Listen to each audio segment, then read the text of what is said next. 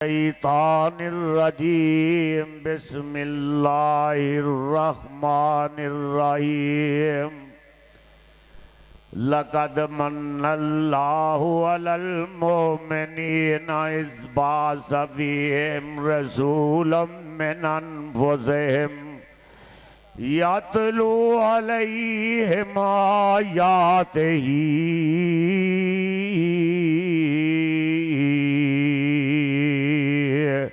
वयुज़क्कीहिम वयुअल्लिमुहुमुल किताब वल हिकमा व इन कानू मिन क़ब्लु लफ़ी ज़लालिम मुबीन।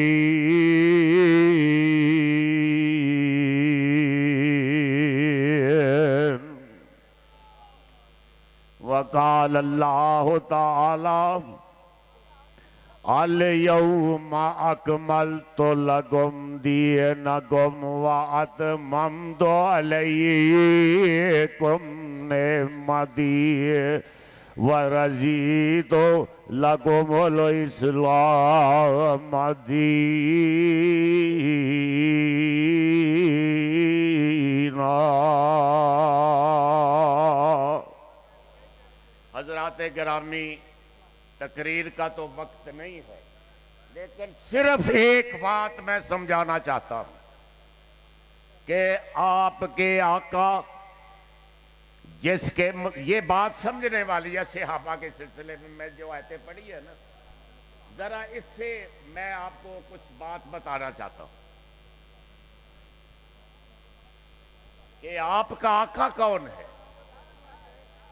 कि अल्लाह ने फरमाया मोहम्मद सल्लल्लाहु अलैहि वसल्लम हमने फैसला किया है कि जहां तक हमारी खुदाई होगी वहां तक मोहम्मद तेरी मुस्तफाई होगी। हमने फैसला किया, अल्लाह ने फैसला किया है कि हम अहकमुल हाकिमीन होंगे, मोहम्मद तू रहमतुल लिल आलमीन होगा। और मोहम्मद हम सारी दुनिया के खालिक व मालिक होंगे और तू सारी दुनिया का पैगंबर होगा। बुलंद आवाज से कह दो। और फिर फरमाया कि मोहम्मद ये बंदे तो मेरे होंगे सारे, ये बंदे मेरे हैं, ये बंदे मेरे हैं, लेकिन मोहम्मद उम्मती तेरे हैं। ये बंदे मेरे हैं, उम्मती तेरे हैं। और अल्लाह ने फरमाया कि मोहम्मद हमने फैसला किया है कि सजूद मेरे लिए होगा, दरूद तेरे लिए होगा। हमने फैसला किया क़याम सिर्फ मेरे लिए होगा, क़याम सिर्फ मेरे लिए होगा, क़याम सिर्फ मेरे लिए होगा, सलाम मोहम्मद तेरे लिए होगा। हमने फैसला किया है। अब ये सारे फैसले हो गए, बेशक मैं बयान कर रहा हूं कि इतना बड़ा नबी, इतना बड़ा मोहम्मद के जिसकी अदाएं उसकी भी कसमें खा रहा है अल्लाह। अल्लाह आमरुक मोहम्मद तेरिया दावां बड़ियां चंगियां लगदियां ने। आपको सुनते रहते उलमा से। मैं असल में आपको कोई नुक्ता बताना चाहता हूं कि उसके चेहरे दिया भी कसमें खाई जा रही है, उसके बालों जुल्फों की कसमें, उसके कुरान की कसमें जो उस पर उतारा उसकी भी कसमें खाई जा रही है।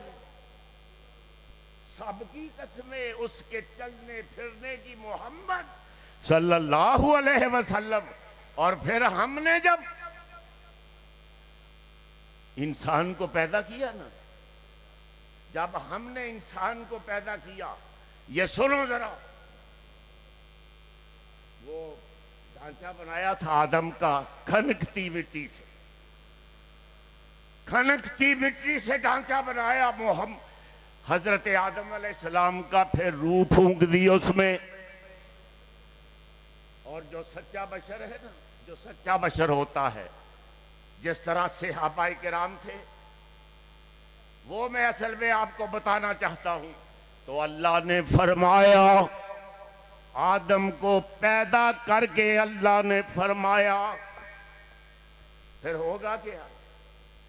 होगा क्या?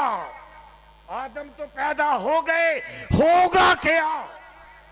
फिर जबान उसकी होगी। होगा क्या? फिर जबान उसकी होगी, बयान मेरा होगा। फिर जबान उसकी होगी, बयान मेरा होगा। कान उसके होंगे, वो कुरान, कान उसके होंगे, फिर समात मेरी होगी। क्या समात होगी?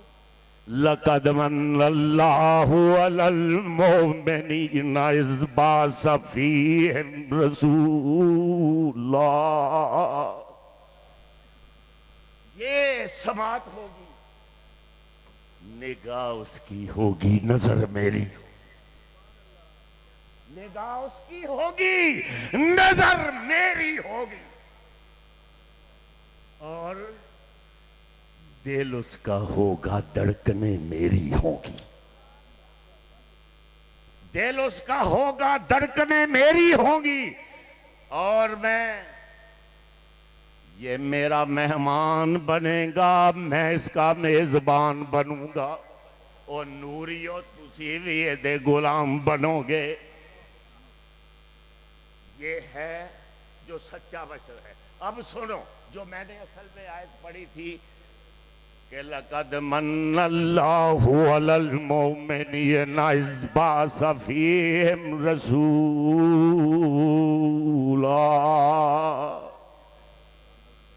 मैंने इसलिए ये पढ़ी कि रहमत आलम मेरे और आपके पीरो मुर्शिद इमामुल अंबिया, इमामुल हरमैन, ख्वाजा बद्र हुनैन, इमामुल किबलतैन, सैयदुस सकलैन की बेइज्जत का मकसद क्या है?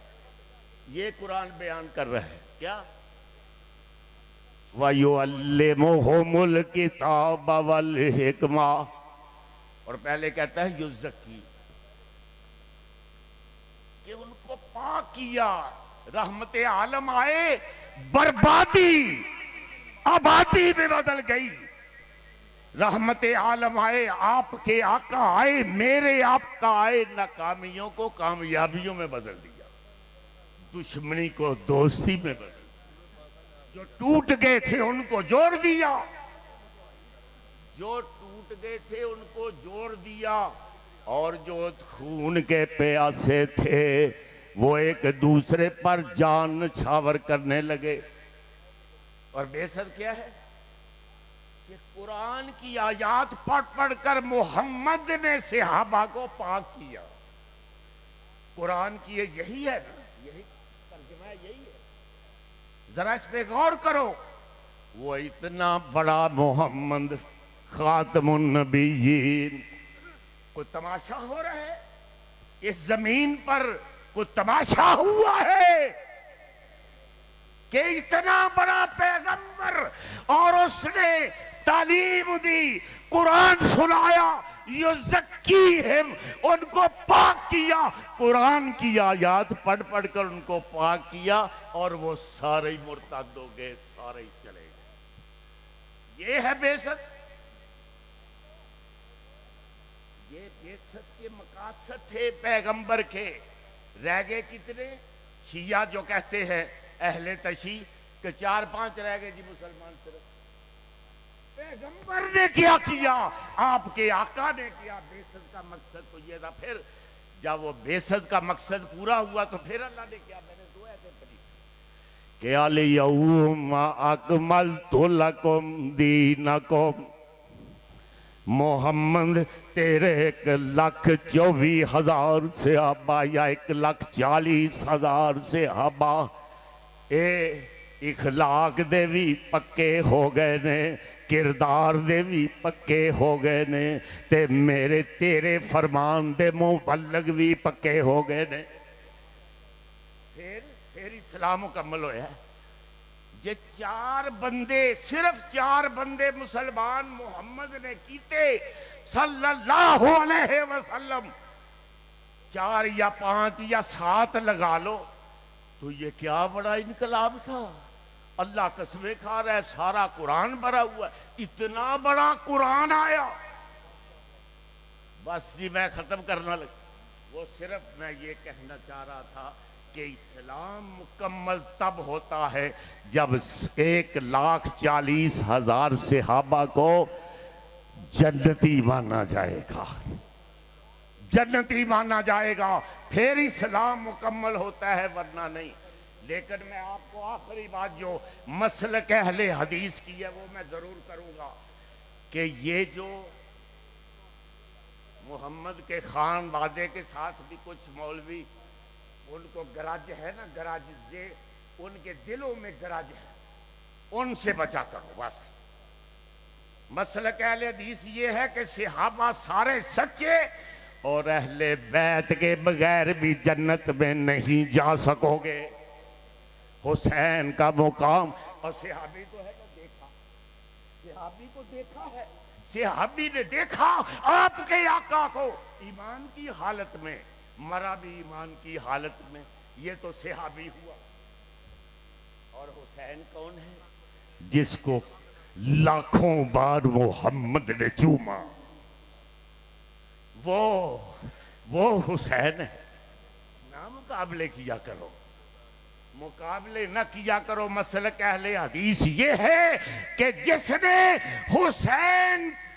हुसैन का गरज इत्थे रखा हुआ, मौलवी वे ना नेट ते, एक दिन खुदा दी कसम मैनू इन्ना गुस्सा हजरत आया, मैं तुहानू दस देना, इन्ना गुस्सा आया मैनू, मैं उहदे थल्ले लिखिया, मैं उन कुछ कह तो नहीं सकता। वो आंदा जी यजीद रहमतुल्लाह अलैह रजी अल्लाह, पता नहीं क्या कुछ कह रहा था।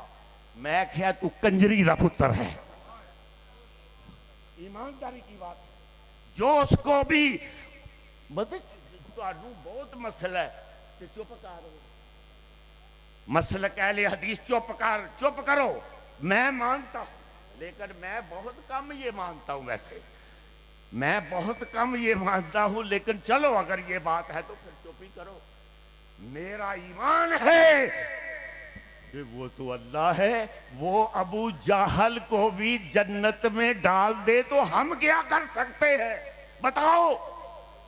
वो फिर भी सच्चा है, वो अल्लाह है, वो अल्लाह है। रब्बुल मशारिक, रब्बुल मगारिब, रब्बुल मशरिकैन, रब्बुल मगरिबैन, वलिल्लाहिल मशरिक वल मगरिब। व आखिरु दावाना।